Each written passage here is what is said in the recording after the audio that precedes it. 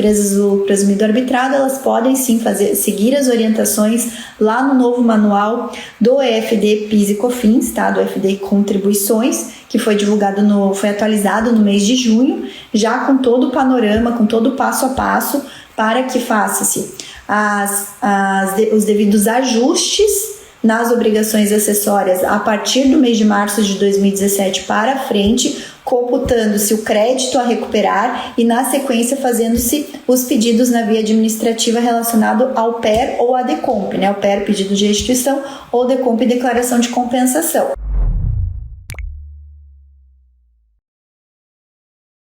Como que fica o panorama para as empresas que estão no lucro presumido ou no lucro arbitrado, recolhendo PIS e COFINS na sistemática cumulativa, e como fica o panorama para as empresas do lucro real que recolhem PIS e COFINS na sistemática não cumulativa, tá? Então vamos abordar o primeiro grupo, que é o grupo das empresas que estão no lucro presumido ou arbitrado, recolhendo PIS e COFINS na sistemática cumulativa.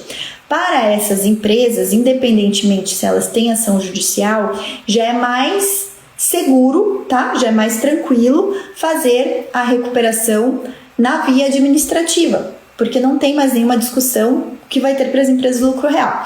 Então, o que acontece? As empresas do lucro presumido arbitrado, elas podem sim seguir as orientações lá no novo manual do EFD PIS e COFINS, tá? Do EFD Contribuições, que foi atualizado no mês de junho, já com todo o panorama, com todo o passo a passo, para que faça-se os devidos ajustes nas obrigações acessórias a partir do mês de março de 2017 para frente, computando-se o crédito a recuperar e, na sequência, fazendo-se os pedidos na via administrativa relacionado ao PER ou à DECOMP, né? O PER, pedido de restituição, ou DECOMP, declaração de compensação. Contudo, gente, a depender da situação ali para fazer os ajustes, né? O que tem que ser observado? O volume de obrigação acessória a ser retificada, tá? Porque se a gente está falando de março de 2017 para cá, né? Março de 2017 a agosto de 2021, a gente está falando aí de cerca um pouquinho mais de 50 meses. Então, são 50 meses de retificações, tá? Então, assim, vamos ver a questão de volumetria de dados para se trabalhar, para se retificar. Se a empresa tem condição de fazer isso, se vai contratar uma empresa especializada, né, nessa parte para poder fazer todas as restituições.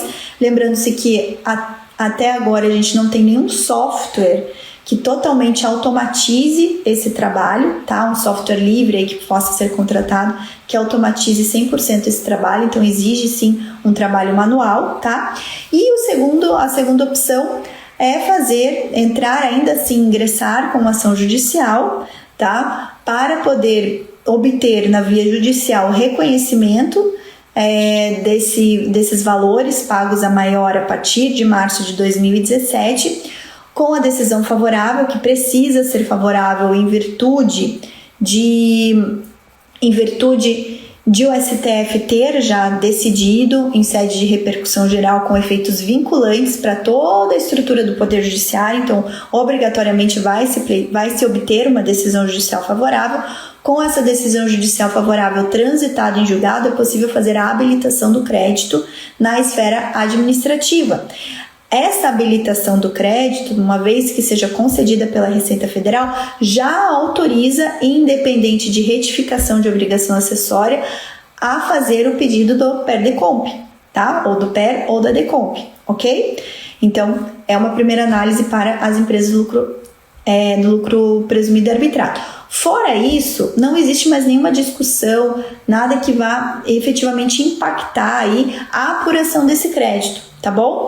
Ao contrário do que a gente tem ainda de discussões em relação ao segundo grupo, que são as empresas do lucro real, tá? As empresas do lucro real que apuram a PIS e a COFINS na sistemática não cumulativa. Por quê? Não cumulativa, nós temos aquela sistemática de débito-crédito, que é diferente da sistemática de débito-crédito do ICMS e do IPI, por exemplo, tá? Então, no PIS/COFINS não cumulativo, adota-se né, o método subtrativo indireto, em que num primeiro momento nós precisamos apurar todos os créditos da entrada, tá? E aqueles créditos que estão previstos especificamente na legislação do PIS e da COFINS não cumulativa, ou seja, na Lei 10.833 ou na Lei 10.637, tá? Então tem todo o rol de itens que podem ser considerados como podem dar direito a crédito de PIS e COFINS. Um dos itens é o item chamado insumo, tá? Que sempre é o item mais subjetivo dessa relação. E aí o que acontece? Esses itens somados, tá? Geram o crédito para bater ali do PIS e da COFINS a recolher, ok? E aí, qual que é a grande discussão em relação às empresas do lucro real? A grande discussão é, olha só, muitas das minhas compras, das minhas aquisições, tá? Eu adquiri materiais, tá? Adquiri materiais que vão me dar créditos de PIS e COFINS, contudo, esses materiais também sofreram incidência do ICMS, tá? Na visão do fisco ficou um limbo, a legislação deixou um limbo. Antes, a legislação previa, antes da Instrução Normativa 1911-2019, a legislação previa que o ICMS compunha o preço de aquisição das mercadorias, ou dos itens, né, dos bens ou dos serviços, ele compunha, no caso ali, o custo de aquisição. Quando houve a edição da Instrução Normativa 1911, que seria um consolidado de toda a legislação relacionada a PIS e COFINS, toda a legislação infralegal, né, que não está disposta em lei, mas é infralegal, portarias, instruções normativas, soluções de consulta com efeito vinculante e tal, omitiu esse trecho da legislação. Não se falou mais nada em relação ao ICMS compor o custo de aquisição. Tá? E aí ficou essa dúvida, o ICMS compõe ou não o custo de aquisição, tá? Como o STF agora não julgou nada relacionado ao que compõe o crédito na sistemática não cumulativa, continua esse limbo, né? Essa discussão.